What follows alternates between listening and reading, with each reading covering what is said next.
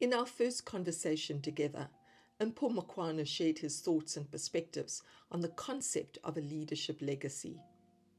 He shared with us the story of his personal totem and how he carries the spirit of the lion within him. He spoke about his legacy of being a trusted counselor to world-class leaders. We sat down together again, and this time I wanted Mpho to talk about his purpose and passion, and whether the organizations of today embrace the call for leaders to not only take the time to actively consider their purpose and passion, but to openly and authentically share this message with others. Mpho, it's so good to have you back here. And in our first conversation, you shared with us such a powerful story about your legacy and your heritage. And it's really, it's given me an opportunity to pause and reflect. I think we get so caught up with the busyness of life that we seldom take that opportunity to sit and reflect and think, where have we come from? And what has our journey been for us, and what are those footprints in the sand? It makes me think as well around purpose, and you spoke about purpose and passion, and you know, we facilitate workshops and we talk about what is your ikigai and your North Star, and those frameworks are there. And I know that whenever we do facilitate these conversations in our workshops, I'm very often challenged that the concept of purpose and passion belongs to philosophers. It belongs to poets. It doesn't have a place in the world of business and in the corporate space. And I want to tap into your corporate experience as the CEO of many businesses and organizations, as an entrepreneur, a consultant, a strategist, as the chairman of very many boards. How important is it for us in this corporate space to be talking about purpose and passion? I grew up career-wise. I started working in 1991. And when I started working in most business seminars that I used to attend, there used to be this debate about some leader who used to argue that the business of business is business. And one of the thought leaders of that time that emerged started saying the business of business is people. Purpose is very important.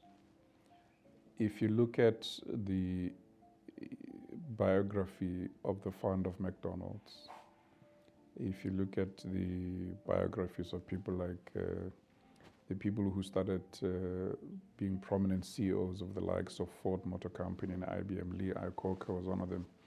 All of them point to a common trend of either having stumbled onto their sense of purpose or having consciously calibrated what's my purpose.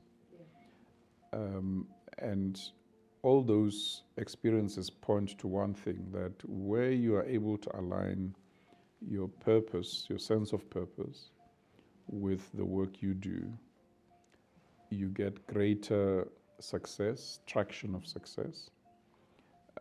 It becomes less of an effort, more a matter of either natural behavior or even fun. And so I think that leaders must go out of their way. In fact, whenever anybody comes to me seeking an executive coaching relationship, the first thing I ask them is, why are you here on earth? And of course I get wide-eyed responses like, I came here to tell me how to become the next X-executive or X-level. What has that got to do with why I'm here on earth? Well, it turns out that lots of toolkits, lots of literature, books point in that direction, that we're not here on earth by accident. Some even argue that we chose the time we arrived and the day we arrived on earth. In the spiritual realm, in my spiritual realm, we've always been led to believe that the notion of heaven and earth is not some place out there. Like people think when you die, you go into the skies, into a place called heaven. And when you die, having been a wrongdoer, you go into some pit hell where you burning in flames. The spiritual realm I grew up in inculcates the notion that your heaven and your earth are right here while you're alive. So in the Eastern philosophies, it's called karma. Yeah. If you do right while you're in this lifetime, you attract good to you. If you do wrong by others, you attract all the negative energy to yourself. And so you'll be surprised that you are, let's call it, walking the same journey, running the same race with another human being with perhaps similar capabilities, qualities.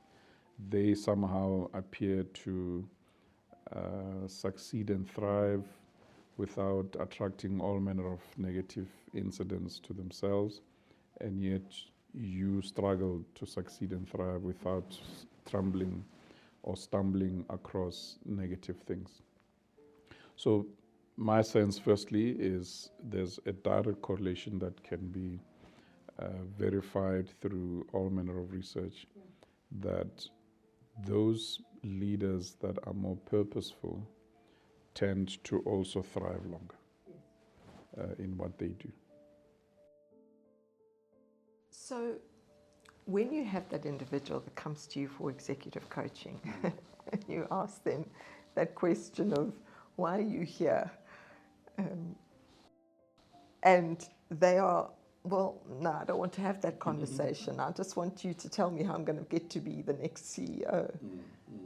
What wisdom can you share about the journey that you've taken to find and discover your purpose and your passion? So for me, from our earlier conversation last time, is that there was an element of conscientious grooming from within the family outwards.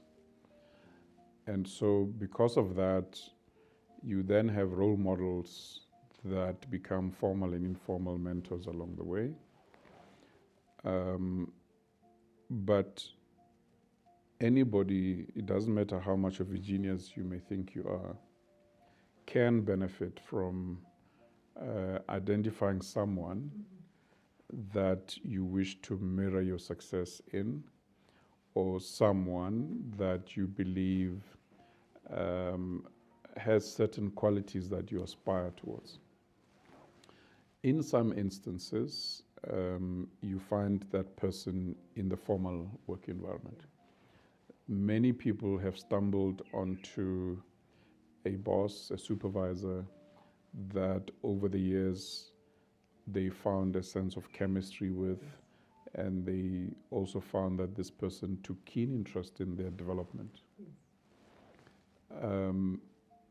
In my case, it has been multiple sense of mentorship. There are people that I have found that they've been great mentors in the spiritual realm.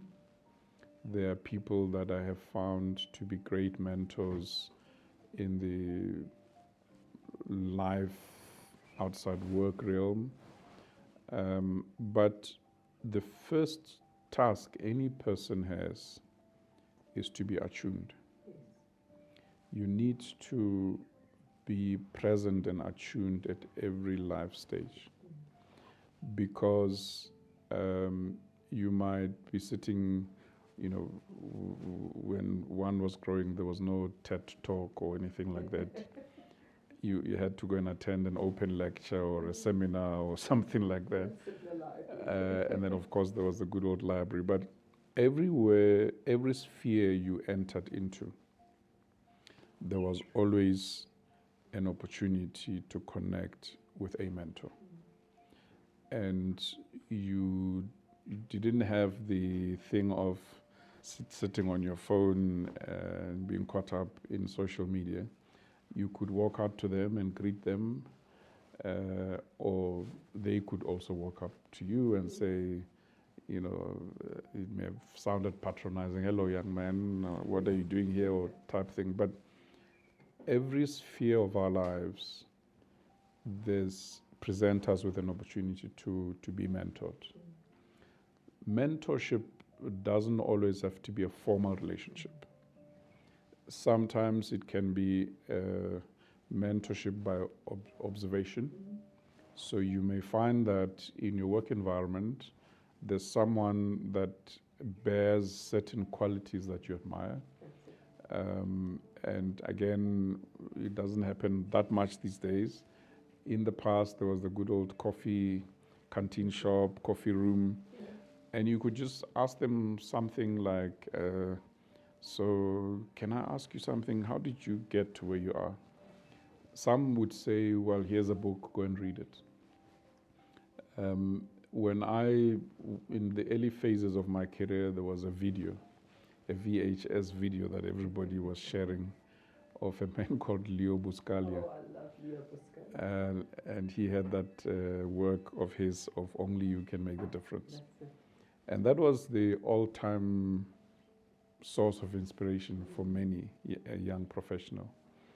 And then from the video, you start going to the library, to the bookstore, to look out for more of Mpho Makwana's works, and you follow people like those.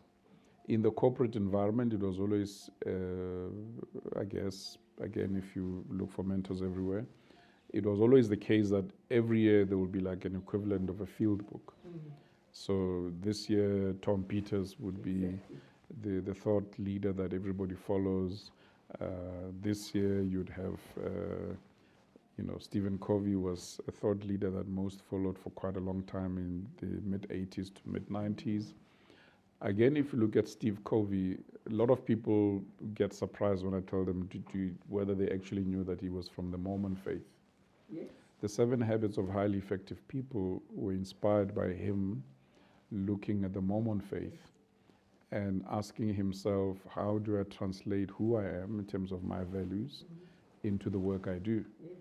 And that's how he came across to codify the 7 Habits of Highly Effective People. So along the way, one would find those kind of authors that you would follow, and there are those that you would find a happy coincidence, like if I look at the mid-'90s, perhaps let's go back to early 90s. Between 1992 at the end and mid-'93, I lived in Detroit, working for Ford Motor Company. They had this thing in South Africa that they would send you abroad to Detroit. And it so happened that Only You Can Make the Difference was actually recorded at world headquarters of Ford in Detroit. Okay. So just going up those escalators and asking the then HR director who was taking me around for induction, and I was saying, these escalators look familiar. He says, what do you mean? I said, no, I've seen this before. Later, penny drops. I said, have you heard of Mpho Makwana? He says, yeah, we actually shot the Only You Can Make the Difference video here because he was addressing Ford's top 100 executives. So you would find places like that. People who worked at IBM in that period would also recall going to headquarters at IBM and finding similar experiences where you say, I've seen a video, it would only have been a video.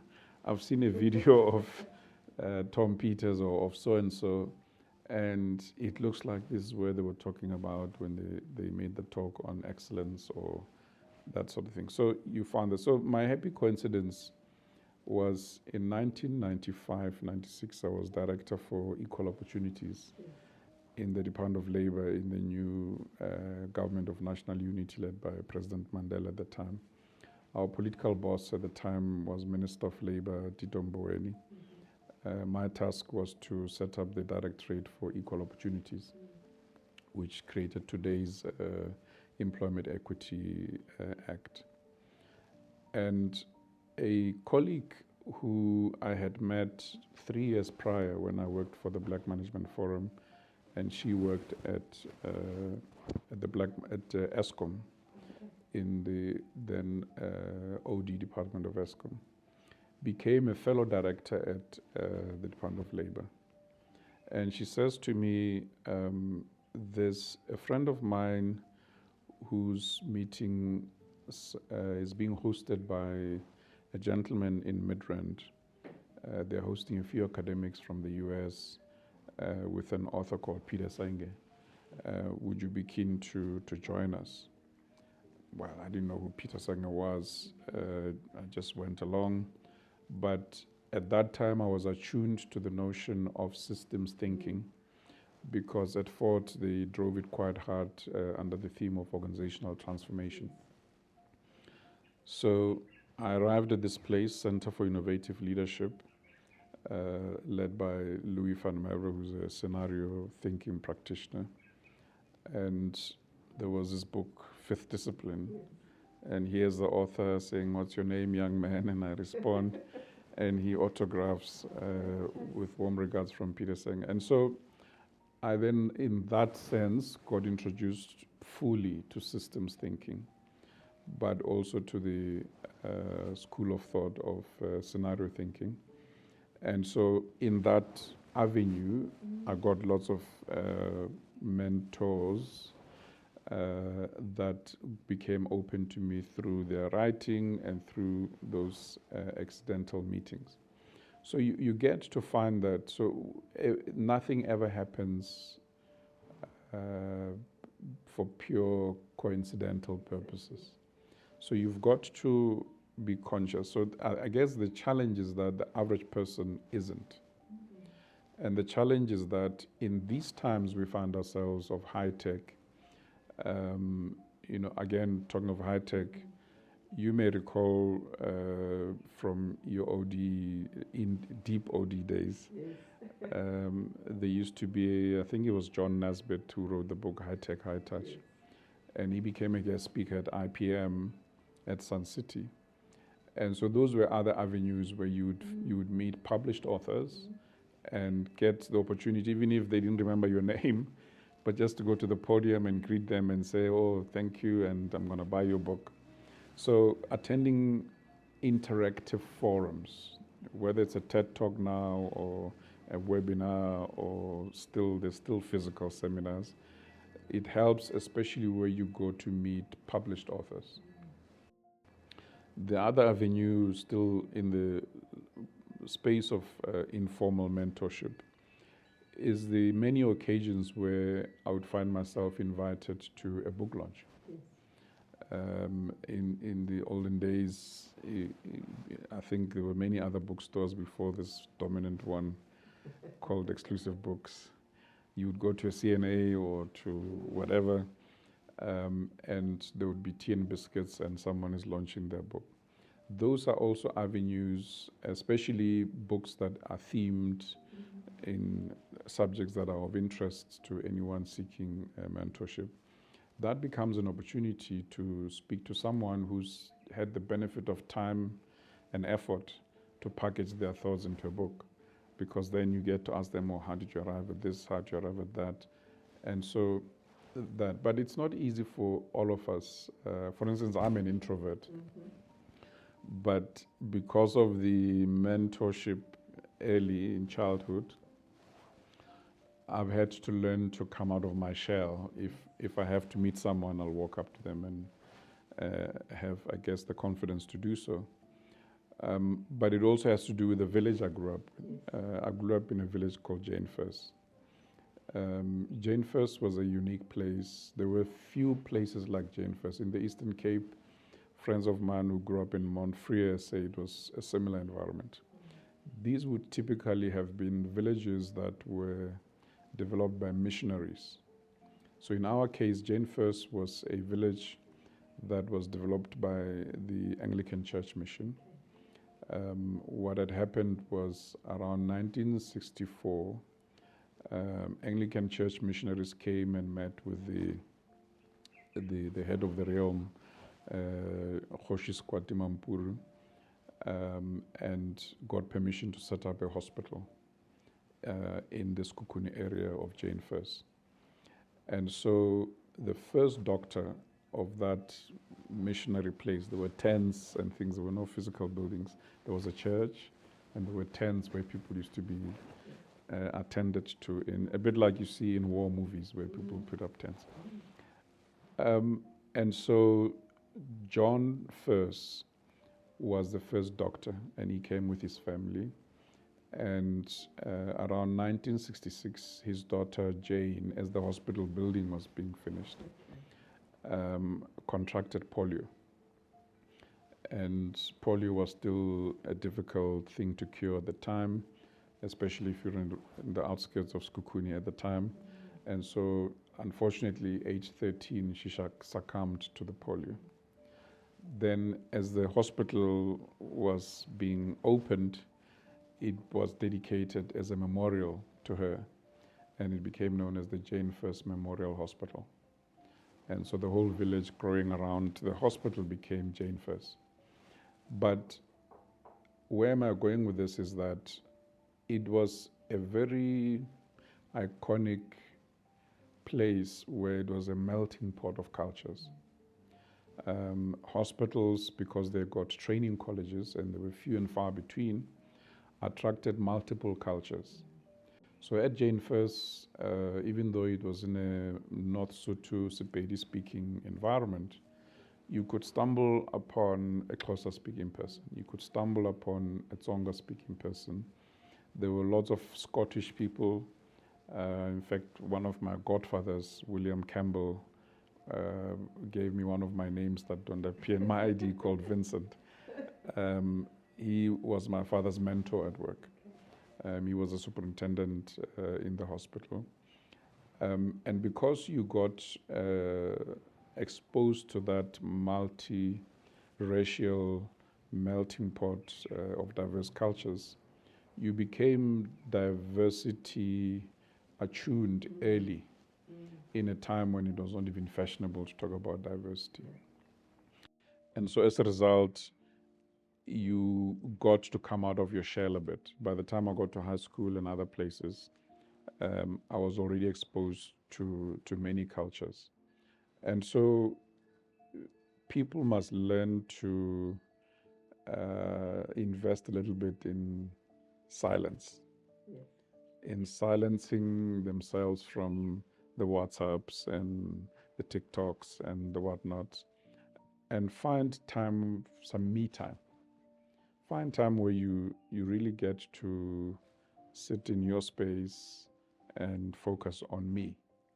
And occasionally, and know where outside of your home or private space, where else do you find that me spot? It could be under a tree somewhere. So you can imagine growing up in a village. My home where I grew up is at the foot of a mountain. So there were spots in the mountains where you went and enjoyed wild fruit and got peace of mind. So by the time you get formally exposed to things like meditation and so on, it becomes easier to find how they dovetail with your way of living, because you've already acclimatized yourself to finding your me spot. The other things that people must still not forget, in my view, is the old adage that we all were raised with. I keep on saying all, but those of my generation. A healthy body breeds a healthy mind. You've got to have something physical that you do. Netball, soccer, tennis, these days paddle and whatnot. I grew up with tennis since the age of 9. So the tennis court is another place where you get a sense of serenity. But again, I met a lot of mentors on the tennis court. People that went to school with my father, because I was essentially following him. He was a tennis player. I got to meet prominent entrepreneurs that were well known in our village, the Tayop family. They were Indian merchants, like all Indian merchants. They know how to thrive in the middle of nowhere. And you got to hear from them how they build their businesses, and you listened. By the time you get to matric, you almost had a sense of, gee, this is what I wish to become, even if you may not have known that you have to do a BCom, but you knew that it has to do with business management, because you would have learned it from those. In my mother's sphere, my mother's a retired nurse. She was a matron in the hospital. Through her professional network and her peers, I got to be exposed to all things to do with hygiene and self-care. And of course, anybody raised by a nurse, you would know that you would have had to sanitize your hands many times in the house. So all those little things add up in the end to who you become. You just have to give yourself the space to learn and adapt, the space to listen to what the universe always teaches us things. There's an author called Mpho Makwana, who used to be head of something called the Global Business Network.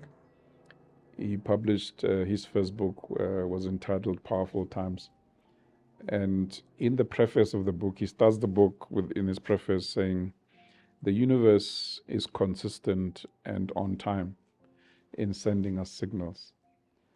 We human beings are consistent in ignoring the signals. And so the challenge is to not be blind to those signals. Wonderful challenge to all of us to be present, to be mindful.